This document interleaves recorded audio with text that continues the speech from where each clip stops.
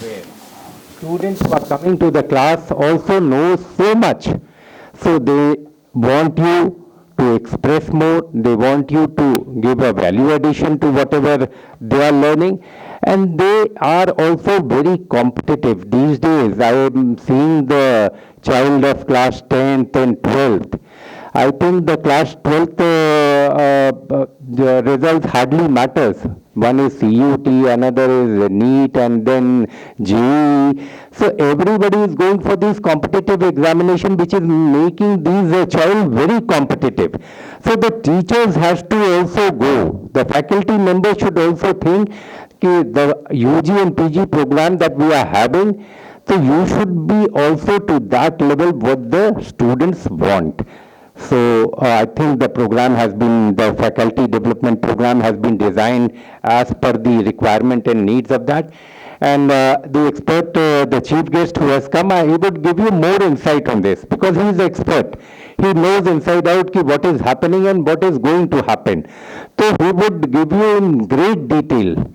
But try to imbibe. Don't only follow these programs as something that very loosely that you come to these programs and then you don't, because ultimately a teacher who doesn't learn, who doesn't upskill, who doesn't deliver, ultimately what matters is the quality education.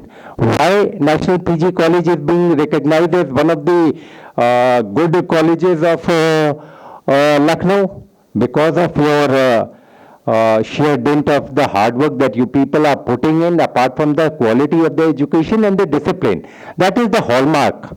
So we should stick to that hallmark. Discipline is very important, but the quality education matters. And the students who are here, their parents have got high hopes and aspiration with the college. That if my son and daughter, they are studying in the college, obviously they will go to the next level. I have been telling you up to number of times ki what is the next level that you should desire of. At least in UP we should have a name to reckon with, then all India level, then global level. Now these are the things that we should be having a timeline. 5-year timeline is this, 10-year timeline is this, because the time is going to come, because your children are there, somebody is going to America, somebody is going to UK, somebody is going to Ivy Leagues. Why they are going? For the education, for the best of the education. So that matters. That quality matters. So I would only request the faculty members to go through these programs intensively, extensively, and try to imbibe certain things and try to put into the practice the things that you are learning out here. The program would definitely give you a greater insight because the experts from so many fields would be coming and would be delivering on so many topics, so many diverse topics that they would be covering. I think that would really help all of you. That is our approach in having these programs. And if there are many more programs that you people want, the management is fine and we are all the more, we would welcome the participation.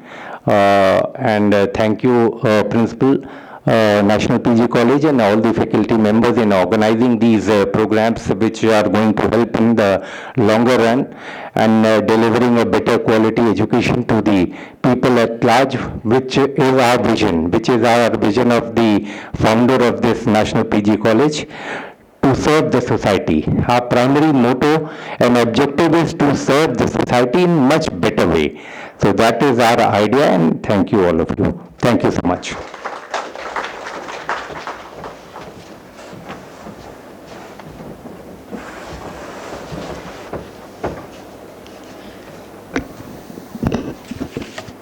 जहाँ नेतृत्व में दूरदृष्टि हो, वहाँ शिक्षा केवल degree नहीं बल्कि व्यक्तित्व निर्माण का माध्यम बन जाती है।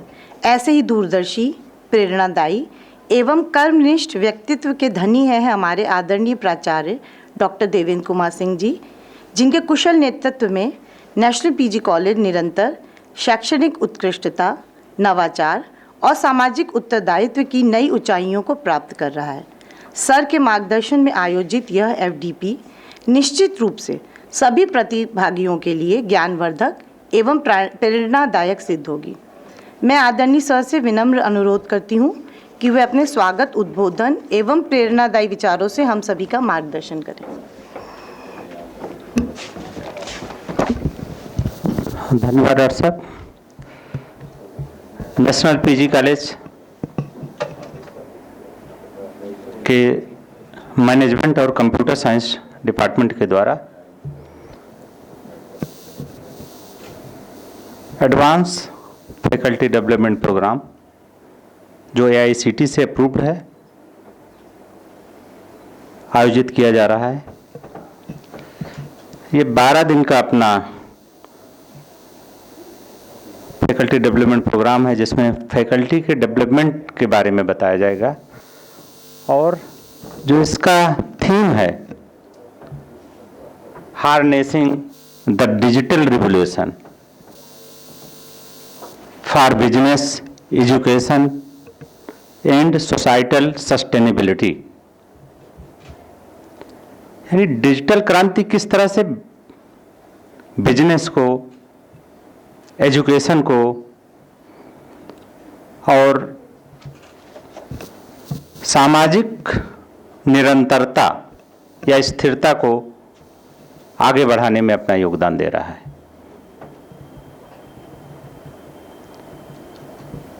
निश्चित रूप से एक सामयिक विषय है, अंतर विषयक थीम है, और आज के इस विषय पर अपना प्रकाश डालने के लिए मुख्य अतिथि के रूप में, मुख्य वक्ता के रूप में उपस्थित हैं प्रोफेसर अरुण मोहन सेरी जी।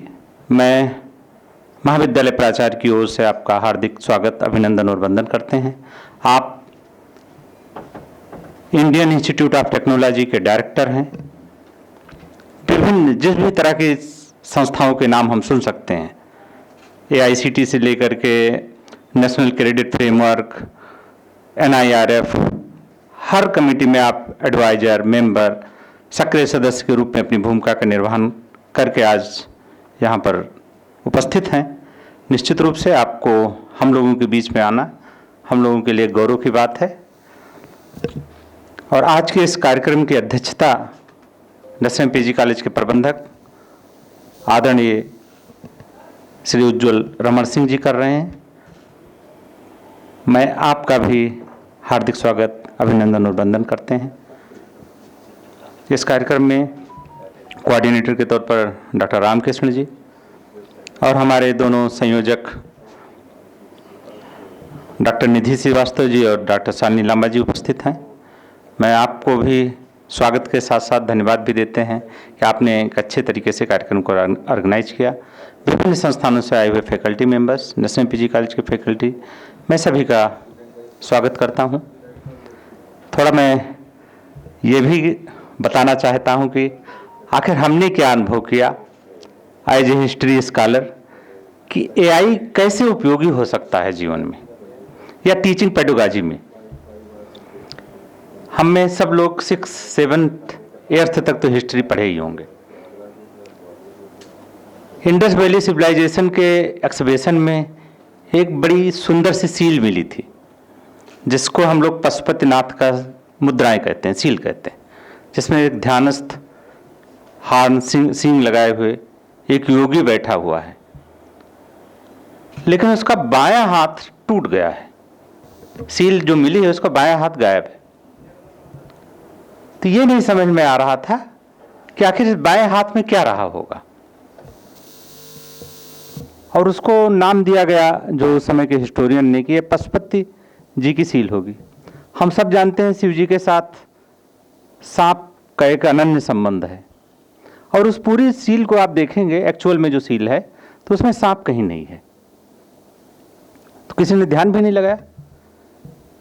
फिर AI आई तो AI पर डाला गया कि आखिर इस तरह की सील पूरे वर्ल्ड में कहीं मिली है क्या।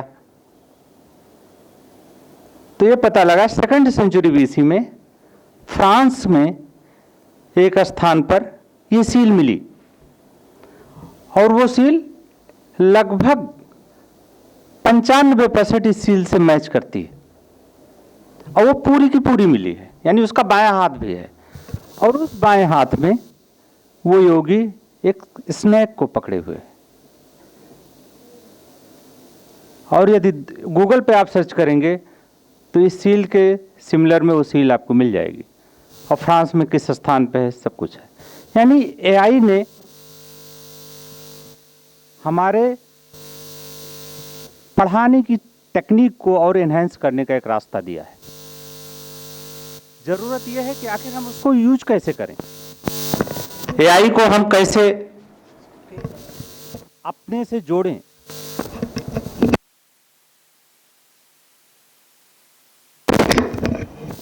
हम लोगों ने 11 जुलाई को वर्ल्ड पॉपुलेशन डे मनाया। उसमें से एक डेटा जो निकल करके आया और उसके आधार पर यदि आप देखेंगे एआई के माध्यम से स्टडी करके तो काफी चौंकाने वाला एक मैसेज देता है। लगभग इस समय इंडिया की पॉपुलेशन का ग्रोथ 2.1 है। क्या 2.1 का मतलब समझते हैं? और वो भी तब हुआ जब उसमें उत्तर भारत और बिहार की पॉपुलेशन जुड़ी तब। यदि साउथ इंडिया की स्थिति देखें तो 1.78 है। यानी कहने का भाव यह है कि एक कपल 1.78 बच्चा सोसाइटी को कंट्रीब्यूट कर रहा है। और डीपली देखें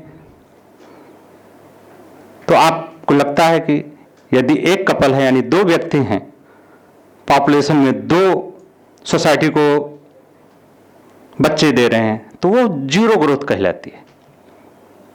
क्योंकि जब आप 2 हट जाएंगे तो सोसाइटी को 2 रिप्रेजेंट करने के लिए हैं बस। और जब 1.78 है यानी आप सोसाइटी में अपने बराबर भी कंट्रीब्यूट नहीं कर रहे हैं, नेगेटिव ग्रोथ जा रही है। तो डेटा क्या आया, मैं उस पर आ रहा हूं, इसलिए मैंने एक बताने का बताया कि लोग समझें आखिर ग्रोथ का मतलब क्या है। तो जो डेटा आया उसमें 0 to 8 एज ग्रुप के बच्चों की संख्या पिछली बार की तुलना में 6% घट गई। उसी अनुपात में 8 से लेकर के 15 साल और 16 साल की संख्या घट रही है। अब आप इसको पूरे सिनेरियो में देखें तो पॉपुलेशन घट रही है, यानी पढ़ने वाले लोगों की संख्या घट रही है और इंस्टीट्यूशन की संख्या बढ़ रही है। लखनऊ जैसे शहर में 200 तो लखनऊ विश्वविद्यालय से एफिलिएटेड कॉलेज हैं,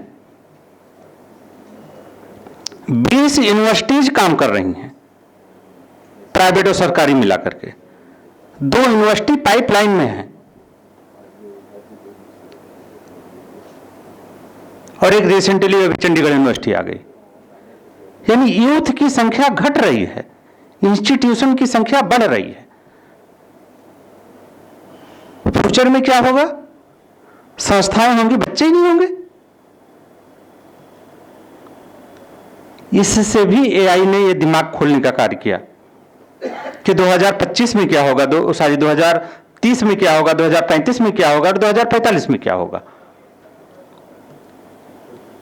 और इसके माध्यम से हम एजुकेशन को भी किस दिशा में लेके जा रहे हैं। टेक्नोलॉजी के माध्यम से हमको सोसाइटी को भी पढ़ना होगा, तभी तो समाज की सस्टेनेबिलिटी आएगी। ये क्वेश्चन आपके लिए भी है, सारे यूथ के लिए भी है कि हम समाज के लिए क्या देना चाह रहे हैं। अब यदि आप बिजनेस को देखें, एग्रीकल्चर को देखें, तो एआई ने क्लाउड कंप्यूटिंग के माध्यम से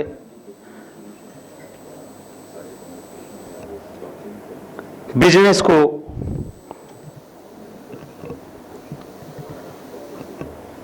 एक नई दिशा देने का कार्य किया है।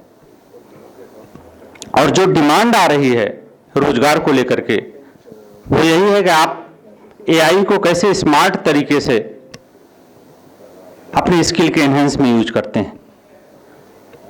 जितने भी वेयरहाउस के सप्लाई चेन हैं वो क्लाउड ब्लॉकचेन टेक्नोलॉजी के माध्यम से, क्लाउड कंप्यूटिंग के माध्यम से जुड़ रही हैं और सेंटर से लेकर के रूरल एरिया तक इसका विकास दिख रहा है। तो टेक्नोलॉजी ने बिजनेस को भी आगे बढ़ाने का कार्य किया है